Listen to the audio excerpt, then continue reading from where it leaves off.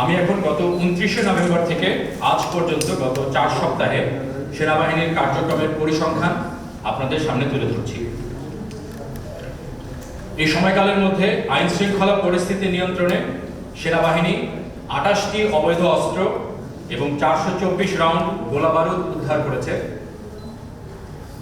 দেশের বিভিন্ন শিল্পাঞ্চল বিশেষত গাজীপুর, আশুলিয়া এবং সাভার এলাকায় 67টি অস্থিতিশীল পরিস্থিতি এবং এ ধরনের পরিস্থিতি থেকে উদ্ভূত 13 বার মূল সড়ক অবরোধ নিয়ন্ত্রণে সেনাবাহিনী সক্রিয় ভূমিকা রেখেছে এবং কারখানাগুলোকে চালু রাখার জন্য মালিক পক্ষ, শ্রমিক পক্ষ, সংশ্লিষ্ট মন্ত্রণালয়, শিল্পাঞ্চল পুলিশ, বিজিএমইএ সহ সংশ্লিষ্ট সকলের সমন্বিত পদক্ষেপ গ্রহণ করেছে। ফলশ্রুতিতে বর্তমানে দেশের 2093টি গার্মেন্টস কারখানার মধ্যে একটি ব্যতীত সকল কারখানায় চালু রয়েছে। শিল্পাঞ্চল ছাড়াও সেনাবাহিনীর সদস্যরা বিগত 1 মাসে 45টি বিভিন্ন ধরনের বিশৃঙ্খল পরিস্থিতি নিয়ন্ত্রণ করেছে, যার মধ্যে শিক্ষা প্রতিষ্ঠান সংক্রান্ত ঘটনা ছিল 5টি, সরকারি সংস্থা অথবা অফিস সংক্রান্ত 3টি, রাজনৈতিক মণ্ডল 7টি এবং অন্যান্য বিভিন্ন ধরনের ঘটনা ছিল 30টি।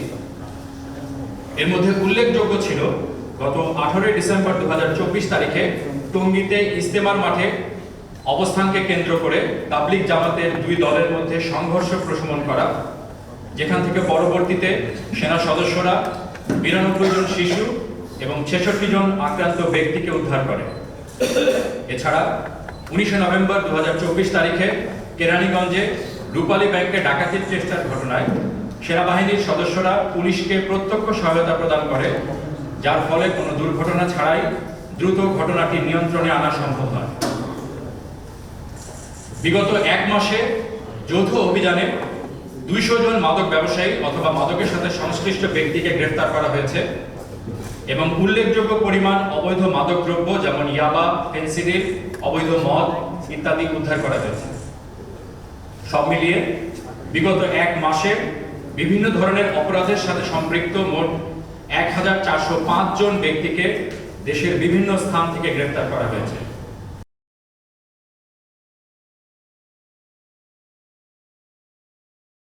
সারা দেশে সদ্য সমাপ্ত খ্রিস্টান ধর্মাবলম্বীদের বড়দিন উৎসব যেন নিরাপদে পালিত হতে পারে, সেজন্য সেনাবাহিনী, অন্যান্য আইন শৃঙ্খলা রক্ষাকারী বাহিনী এবং ধর্মীয় নেতৃবৃন্দের সাথে সম্পৃক্ত হয়ে দায়িত্ব পালন করেছে এবং দেশব্যাপী মোট 4241টি গির্জায় কোনো দুর্ঘটনা ছাড়াই বড়দিন উৎসব পালিত হয়েছে। এ সকল কাজের পাশাপাশি সেনাবাহিনী দেশের সাম্প্রদায়িক সম্প্রীতি বজায় রাখা, বিদেশি কূটনীতিক ব্যক্তি ও দূতাবাসগুলোর নিরাপত্তা নিশ্চিত করা, পার্বত্য চট্টগ্রামে শান্তি শৃঙ্খলা বজায় রাখা এবং কক্সবাজার এলাকায় এফডিএমএন ক্যাম্প এলাকার নিরাপত্তা বিধান করার দায়িত্ব সার্বক্ষণিকভাবে পালন করে যাচ্ছে। আইন শৃঙ্খলা রক্ষার পাশাপাশি বৈষম্য বিরোধী ছাত্র আন্দোলনের বিভিন্ন সময়ে যারা আহত হয়েছেন তাদের সুচিকিৎসার জন্য সেনাবাহিনী অদ্যাবধি মোট 3589 জনকে দেশের বিভিন্ন সিএমএইচে চিকিৎসার ব্যবস্থা করেছে, যার মধ্যে 36 জন এখনো চিকিৎসাধীন রয়েছে।